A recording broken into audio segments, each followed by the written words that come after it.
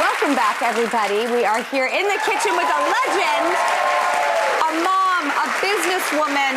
She just released her 11th cookbook, which is so wonderful. Super Italian.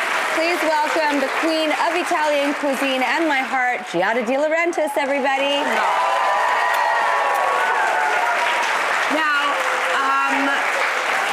Super Italian is a love letter to Italian foods, but what was the intention behind your 11th cookbook?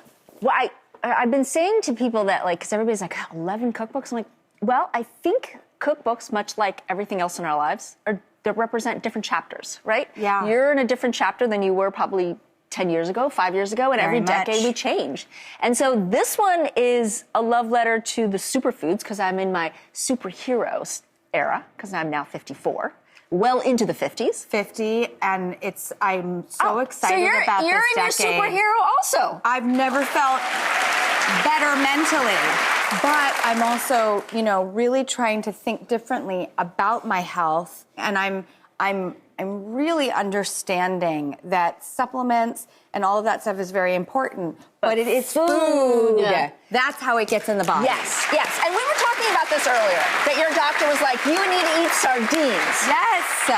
So, sardines are a superfood. Tin fish is one of the superfoods in this book. So I basically went back and sort of connected with my roots of, like, Italians live this way and live this healthy, phenomenal life. Because they stick to these particular superfoods that they put in everything that they eat. So I took the superfoods, olive oil, olives, citrus, cruciferous vegetables, all that kind of stuff, and then I created condiments that then you use in your food. So what are we making today? So we're gonna make a filet mignon. So we're gonna stick to the protein. We've got some balsamic vinegar. Yep. Vinegar is also a superfood. We're going to add a little bit of sugar to this just to sweeten it, and you're going to let this reduce down. Now, this does not have to be a high-end balsamic. Okay, we're letting this reduce. Because you're going to up enough. Yeah, just don't touch it, maybe. Okay. So we're going to reduce that down. That takes about 15 minutes to reduce down to a kind of syrupy consistency. Oh, it takes 15 minutes. No wonder, because I'm always like, I'm doing it wrong. It takes a while. It's taking forever. Well, you don't want to do it too high, otherwise you burn the sugars. You want to slowly reduce them to get that syrupy. Otherwise, it turns. It becomes bitter. Have patience. Patience, darling. And so I'm so excited to learn how to make steak and filet mignon. Okay. How do you like your steak? I don't know. Hot pan, guys. Hot pan. Oh, God. I worry about what your reaction's going to be. No. I Whatever. like it. It doesn't matter to me. I like it cooked. I like it well char. done. Yes, I do. I like it leathery. I can't help it. Like 140 degrees inside. Maybe 150. Whoa. Okay.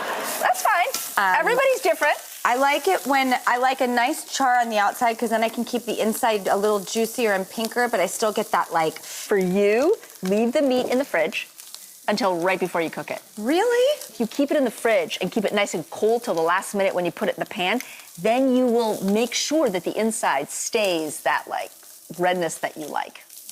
In Texas, that's how they cook their steaks, right? They keep it super cold, throw it on a hot pan or a hot grill. One side, other side, you get it blue, just in front. I didn't know this. It just warms the inside, but that's it. Yeah, that's what you do. That is going to change my life. But see, look. Drew, look. Yeah! So look nice at hot that pan. crust. That's the crust you want. And don't touch it. Oh, my God. That is so beautiful. Okay. Now I'm letting the other side cook. 2 minutes. 2 minutes on each side. And then I pop it in the oven. Pop it in the oven. You mentioned temperature.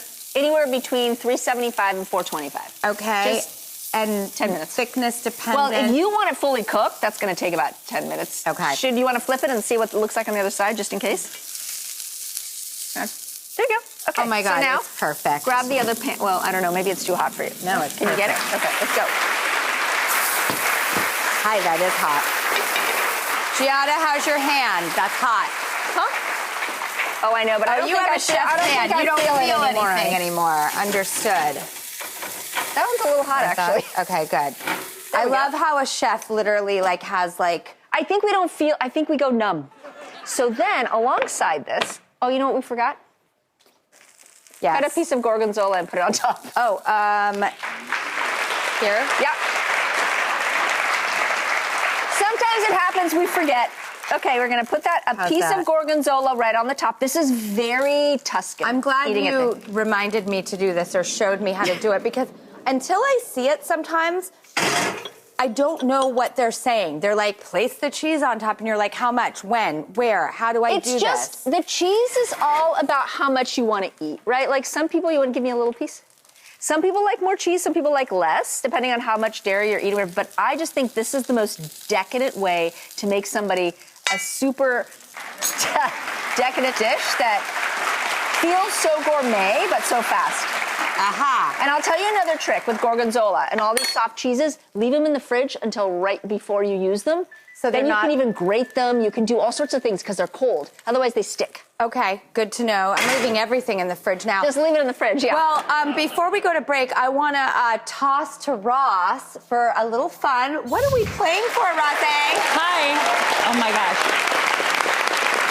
Can I just say, we are all out here watching. We are all starving, okay? So can you make a few extra steaks for us? Would that be all right with you guys? Yeah, they want some. Maybe not. Maybe that's not going to happen, but you know what is going to happen? We're going to play a quick round of pop cuisine. Hit it. Okay. All right. So I'm here with our audience member. This is Christina. Say hi. Hi. I love Christina. Oh, show off your jewelry. Can you show the ring? Look at the jewelry. I know. There it is. Oh, you see it, right? So, Ross, what are you guys up to over there? Well, Christina, you know, you say you're happy to be here, but you just wait one second because, you know, Giada's book is called Super Italian. Well, have you ever been to Italy before? No, I've never been to Italy before. Is that something you'd want to do? Oh, of course. Who doesn't? Well, guess what? We're going to ask you a question. If you answer it correctly, we're going to send you on a 9-day guided tour to Italy, thanks to EF Go Ahead Tours. Oh, she stood up. Oh, she's up. She's up. She's ready. Okay, wait. Come here. I love it that you stood up when I said you could go to Italy. Wait, okay. I'm shaking. I'm nervous. Am I going to get it? Well, yeah, that's a great question. Are you going to get it right? Are you ready for your question? Yeah. Okay, yes, I'm ready. Okay, it all comes down to this. So, Giada's hometown of Rome holds the record for having the most amount of what in their city? Is it A, restaurants, B, fountains, or C, museums? Don't answer yet. Don't answer. Think about it, okay? We're going to go to the break. When we come back, we're going to find out if Christina is going to Italy. Oh, plus, Giada's going to finish up those steaks. Keep cooking because we're hungry. We'll be right back. You could win.